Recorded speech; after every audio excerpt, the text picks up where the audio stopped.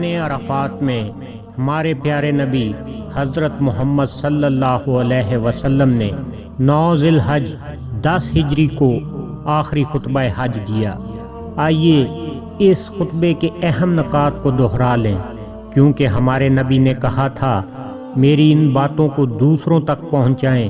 حضرت محمد صلی اللہ علیہ وسلم نے فرمایا، اے لوگو سنو، مجھے نہیں لگتا کہ اگلے سال میں تمہارے درمیان موجود ہوں گا۔ میری باتوں کو بہت غور سے سنو اور ان کو ان لوگوں تک پہنچاؤ جو یہاں نہیں پہنچ سکے۔ اے لوگو، جس طرح یہ آج کا دن، یہ مہینہ اور یہ جگہ عزت و حرمت والے ہیں، بالکل اسی طرح دوسرے مسلمانوں کی زندگی عزت اور مال حرمت والے ہیں۔ لوگوں کے مال اور امانتیں ان کو واپس کرو، کسی کو تنگ نہ کرو، کسی کا نقصان نہ کرو، تاکہ تم بھی محفوظ رہو۔ یاد رکھو تم نے اللہ سے ملنا ہے اور اللہ تم سے تمہارے اعمال کی بابت سوال کرے گا۔ اللہ نے سود کو ختم کر دیا، اس لیے آج سے سارا سود ختم کر دو۔ تم عورتوں پر حق رکھتے ہو اور وہ تم پر حق رکھتی ہیں۔ جب وہ اپنے حقوق پورے کر رہی ہیں تو تم ان کی ساری ذمہ داریاں پوری کرو۔ عورتوں کے بارے میں نرمی کا رویہ قائم کرو، کیونکہ وہ تمہاری شراکت دار اور بے لوث خدمت گزار ہیں۔ کبھی زنا کے قریب بھی مت جانا۔ اے لوگو، میری بات غور سے سنو، صرف اللہ کی عبادت کرو، 5 فرض نمازیں پوری کرو، رمضان کے روزے رکھو اور زکوٰۃ ادا کرتے رہو۔ اگر استطاعت ہو تو حج کرو۔ زبان کی بنیاد پر، رنگ و نسل کی بنیاد پر تعصب میں مت پڑ جانا۔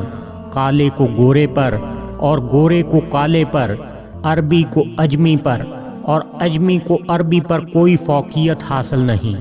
ہر مسلمان دوسرے مسلمان کا بھائی ہے۔ تم سب اللہ کی نظر میں برابر ہو۔ برتری صرف تقوی کی وجہ سے ہے۔ یاد رکھو تم سب نے ایک دن اللہ کے سامنے اپنے اعمال کی جواب دہی کے لیے حاضر ہونا ہے۔ خبردار رہو، میرے بعد گمراہ نہ ہو جانا۔ یاد رکھنا میرے بعد کوئی نبی نہیں آنے والا، نہ کوئی نیا دین لایا جائے گا۔ میری باتیں اچھی طرح سے سمجھ لو۔ میں تمہارے لیے 2 چیزیں چھوڑ کر جا رہا ہوں، قرآن اور میری سنت۔ اگر تم نے ان کی پیروی کی تو کبھی گمراہ نہیں ہوگے۔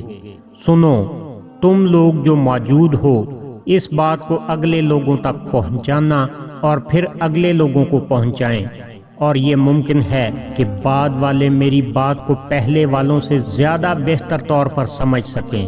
پھر آپ نے آسمان کی طرف چہرہ اٹھایا اور کہا، اے اللہ، گواہ رہنا میں نے تیرا پیغام تیرے لوگوں تک پہنچا دیا۔